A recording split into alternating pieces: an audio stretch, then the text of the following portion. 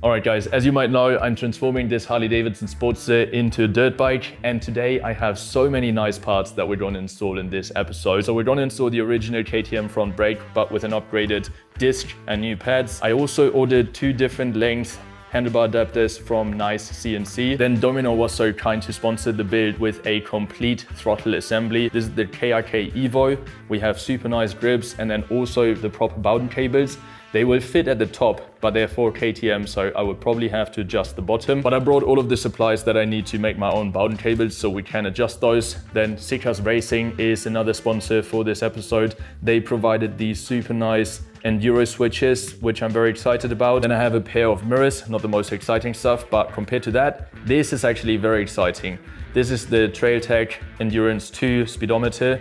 This is very minimalistic, but has all of the functions that I want. So we're going to install that as well. Then we have a clutch lever from ProTaper that I need to adjust the clutch cable to. I also got a new choke cable because the old one doesn't stay out anymore. And then I got these hand guards, but I think they are fake because all you get are the white plastics and then like a pair of stickers. I'm not really sure.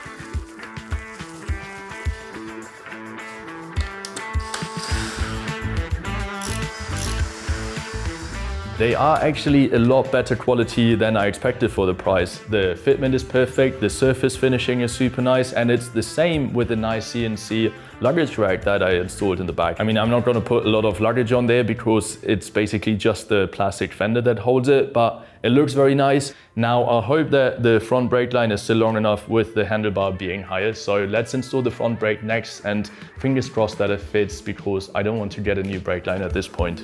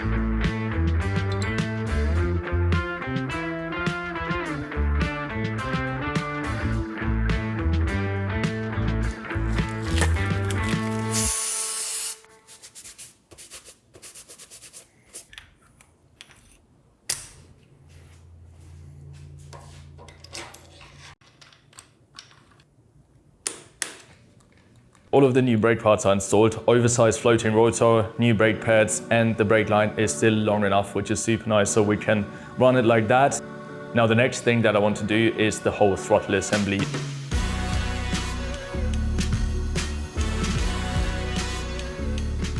Now we have to figure out the routing of the throttle cables. So I checked the manual of the SX250 and the cables have to go on the rear side of the handlebar and the right side of the frame. So they basically run down here. The routing looks like it's going to work well. Everything stays in place even if I move the handlebars. At the moment they're quite a bit too long, and also the threads are a little bit too thick in order to fit in one of the slots at the carb. So we need to find solutions for a few different problems. I'm not sure if this is going to work, but I'm going to try to drill them out. The 1/4 inch drill would be perfect, but since they're slotted, I'm not sure if I'm going to get in there without any issues.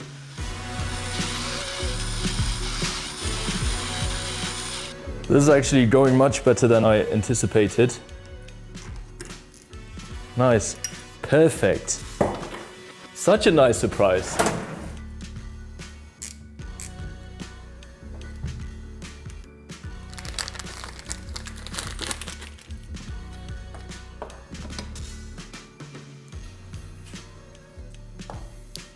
Okay, so here's where we're at. This down here, everything fits, which is very nice. The only thing is that compared to the Harley one, the pull of this one is a little less. So on the Harley one, if you twist the throttle from fully closed to fully open, that is 53 millimeters. On the Domino one, that is 42. So we need to take the 11 millimeter difference off of the sleeve to make the wire stick out longer.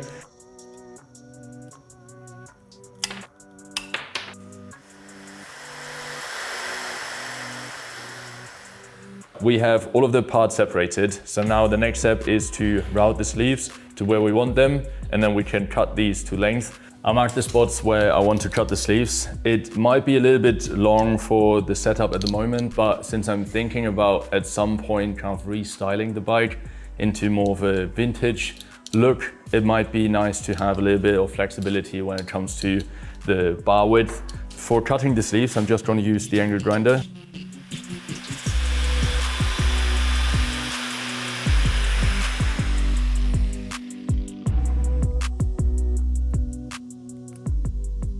Now we can determine the proper length for the inner cable, and how I like to do that is I ran 2 prefabricated longer cables through here. The main reason for that is that the other ones fray easily after being cut. These are a tiny bit soldered, so they stay together, which is nice. And then I like to use these screwable nipples that just go onto the wire. And then we can route the wire how it needs to go, and then place the nipple where it needs to go and just tighten it down. Now I'm just going to mark these 2 positions and copy the length to the other throttle cables, and then we are ready to solder on the proper nipples. I copied the mark to the domino wires, so now I have them pushed through. I needed to disassemble this because they would get hung up on the different connection pieces right here. But now they're on the opposite side, and only now do I cut them to length. Should they get caught up and kind of fray, you still have enough room where you can make another clean cut and try again. Another thing that we can't forget at this step, otherwise we have to start over again, is to put on all of the hardware. So we're going to put on the end caps. We also need to remember to put on the adjustment screws again, and the nipples. So I just fine-tuned the length of the inner cables. How I did that was I installed everything back on the bike, having these screwable nipples on here, and then just seeing how much play I have in the throttle. In the beginning I had too much down here and this wire was very loose, and then I just went bit by bit cutting the cable, checking again, cutting a little bit more, until we have now a perfect throttle play and the throttle works perfectly. I'm going to take everything off, show you how to bird cage the wires, and then solder on the proper nipples. The first thing that I need to do is to squeeze these into place. You can use a center punch for that, but you have to be careful to not punch too far in so the cable doesn't get stuck. What I have for this task is this little DIY device that goes in the vise and squeezes the cap that way. So let's quickly do that.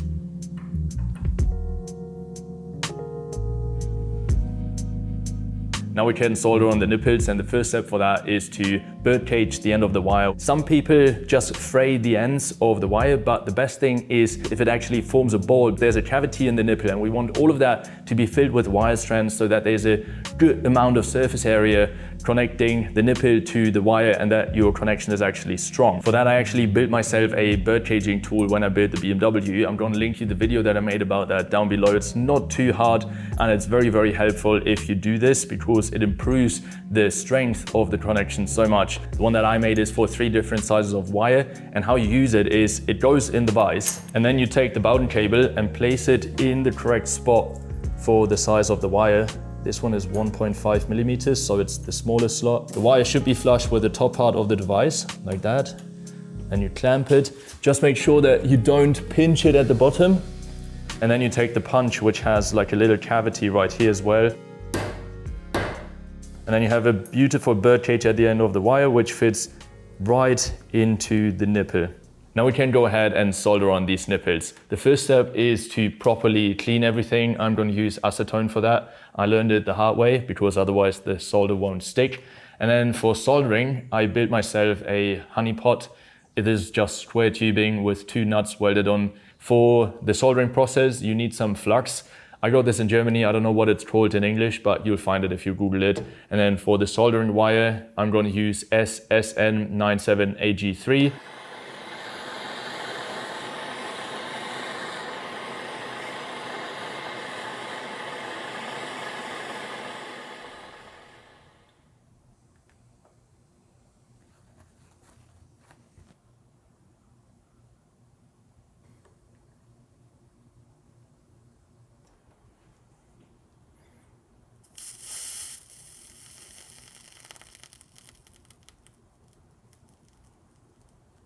There are a few other methods of how people do this. Some clamp them in the vise and drip solder in from the top. The nice thing about using a honeypot, either like DIY self-made or you can buy these relatively cheap, is that if you use the flux correctly, by that I mean if you only dip the nipple and the bird caged wire into the flux, you won't get any solder on the rest of the cable. And that is very nice because if you get solder running down the cable, it gets very kind of stiff and brittle in that place, and that can be a weak point in your cable and break down the line. With this method, you get the perfect connection. It's very strong and you don't get any solder where it doesn't belong. Now you can clean up the nipple a little bit. Sometimes the bird cage sticks out a tiny bit and it's like a little bump. So I'm just gonna take that off. And now this is ready to be installed. Let's see if everything fits.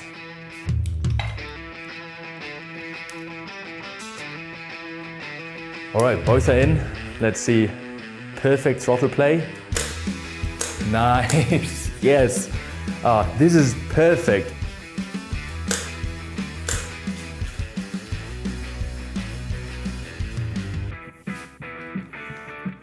I'm very, very happy with this setup. And thanks again, Gary, for hooking me up with this and also helping me to figure out what exactly I need.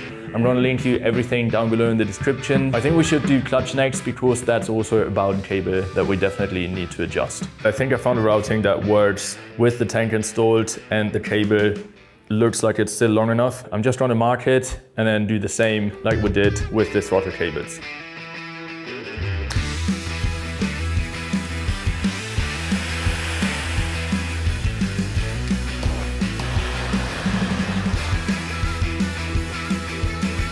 Okay, so I was able to get the end cap off by using some heat. I also shortened the outer sleeve to the exact length. However, now I'm running into the problem that since this was trimmed, I can't slide it back on until I drill this out. And I'm going back home to Germany tomorrow, so I want to get as much done as possible and don't be kind of like held up by not having the right drill. So I might actually just bring a drill bit set from home.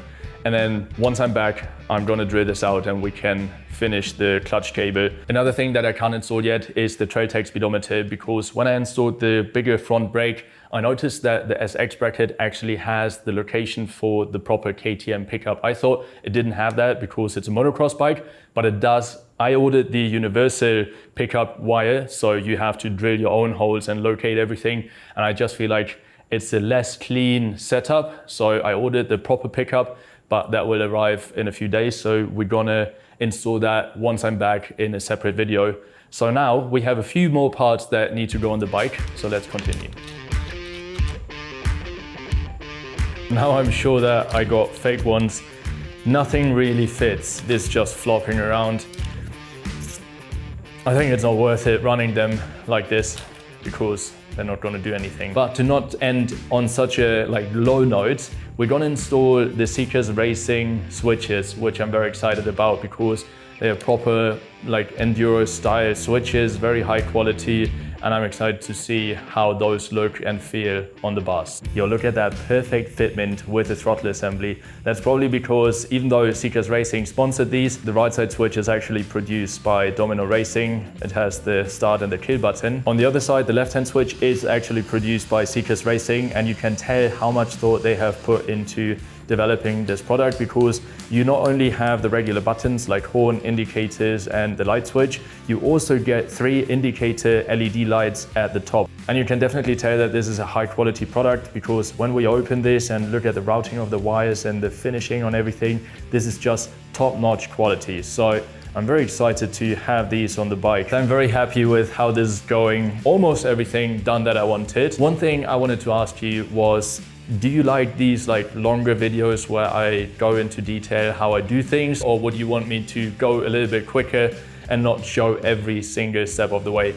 Let me know down below in the comments because I think that would help me out a lot to make these videos as enjoyable for you as possible. I'm going to link you the switches and the throttle assembly down below. If you want to have an overview of all of the parts that I put on this bike, you can support the channel by buying the build sheet for a few bucks, and you can also grab some DIRTSTER merch. I'm going to link you everything down below. And with that out of the way, thank you very much for watching, and I'll see you in the next one.